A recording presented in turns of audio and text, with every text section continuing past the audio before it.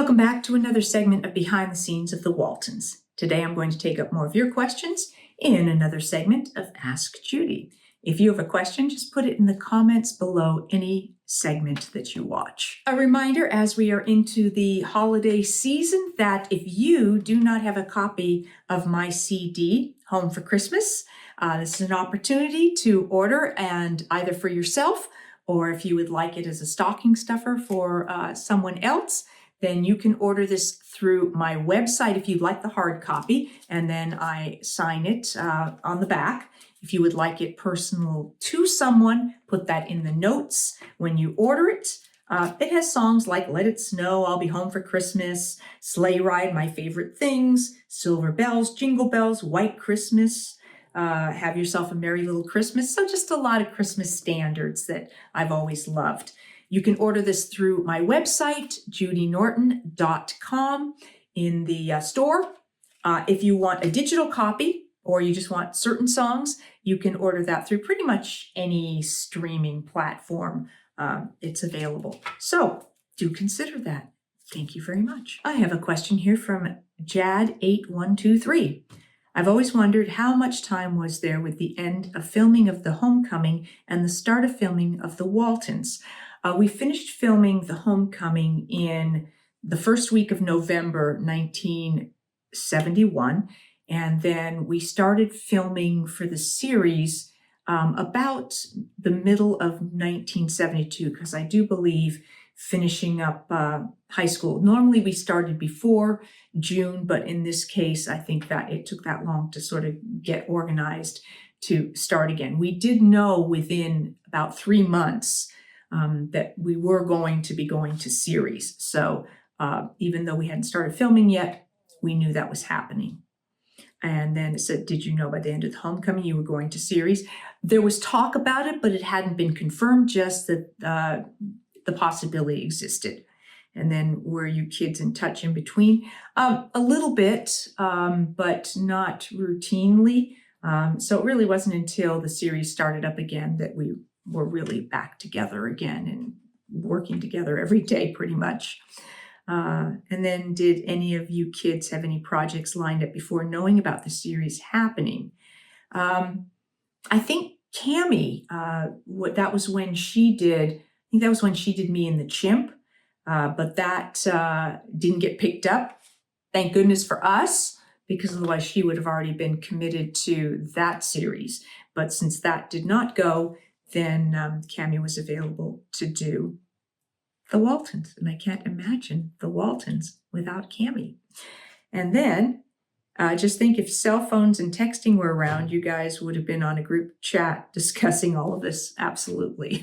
This question is from White Puppy Sub, who said, please answer me and ask Judy if you would do a reality show like Big Brother, Amazing Race, Survivor, which one would you do and why? I don't know that I would now.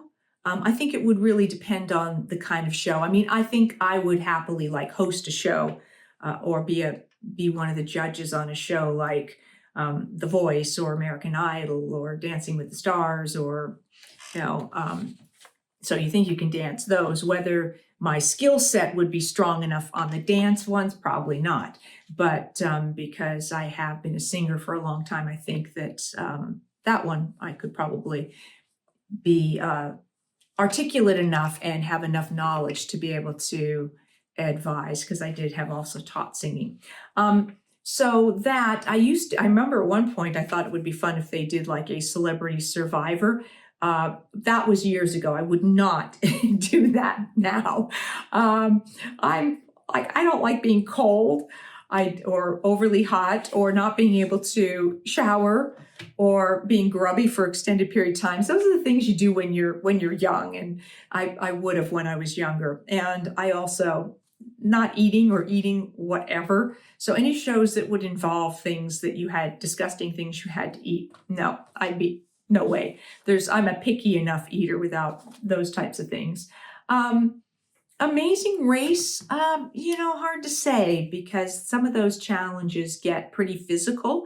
And although I feel like I'm pretty able to do a lot of really physical stuff still. I'm not 20 anymore, so there's a point where you just don't have, the speed to be able to do that. And I don't know if I would stay calm enough under some of the navigational types of situations.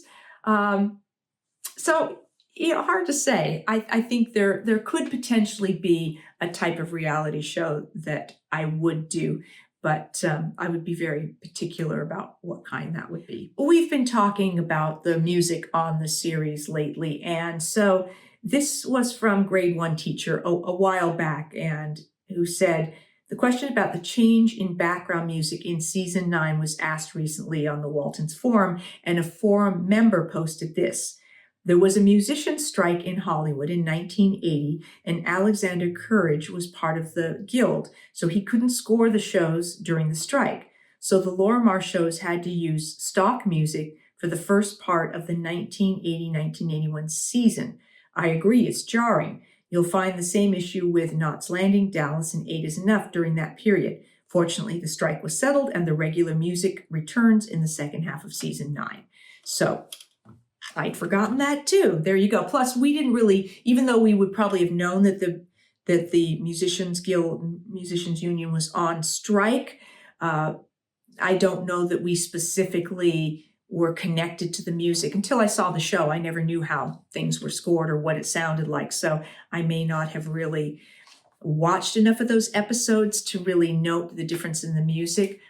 As I look back at things now, I think I notice it more. So thank you for giving us the information about what happened there. I was asked by William Peterson about floor plans, and if there was a particular floor plan from a show that I would have liked to have or would like to live in, or and I've been thinking about that, and I haven't come up with a really good answer, which is why I haven't addressed it before now. But it's tough because when I watch shows and I see something that looks really cool, I think a part of me doesn't know if it's a real house or if it's a set. And not that that really matters with the question, I guess. But I mean, of course, I loved Downton Abbey and all those fabulous spaces that they had there in that real castle. But I can't imagine having to deal with all those spaces and keeping them clean and keeping them heated in a place like that. But it sure would be nice to go vacation in a place like that, or I imagine they have like castle Airbnbs or something. That would be a trip. So that, and sometimes like seeing shows that have I love mountain cabins. I loved when I watch a movie like White Christmas, it always makes me want to have that kind of a Christmas, to go to some cool lodge in the snow. And I always love doing shows at Christmas anyway. So the idea of having all these people, and I think a lot of it's the period as well too, that I don't think it's the same to do a themed, let's do a 1940s Christmas or 1950s Christmas, because everybody knows that's what you're doing. But I think that's what we love about television, is that we can, for that period of time, step into another place and another time period and project our life if we were in that. And so I think that's what television does. And I think that idea of, would you want to live in that house?